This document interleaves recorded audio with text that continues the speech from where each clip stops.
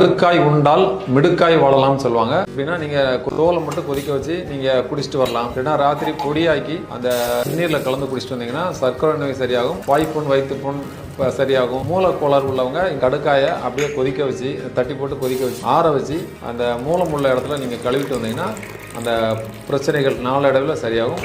எந்தவித பக்கவிளைவும் இல்லாத ஒரு அற்புதமான மருந்து.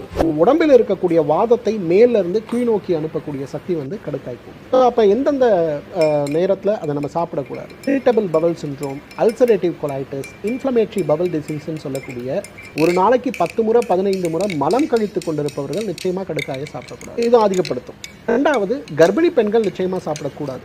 10 மாதம் வரையிலும் கீழ்நோக்கிய வாதத்துடைய இயக்கம் அப்படிங்கிறது கர்ப்பிணி பெண்களுக்கு ஏற்படக்கூடாது. பிரசவ காலத்தில் மட்டும்தான் அது ஏற்பட வேண்டும். அவங்க கீழ்நோக்கி வாதம் அப்படின்னு வரும்போது அப்போ அதுக்கு முன்னாடி சாப்பிட ஆரம்பிச்சாங்கன்னா கருச்சிதைவோ அல்லது குறை பிரசவமோ ஏற்படுவதற்கு வாய்ப்பு இருக்கிறதுனால கர்ப்பிணி பெண்கள்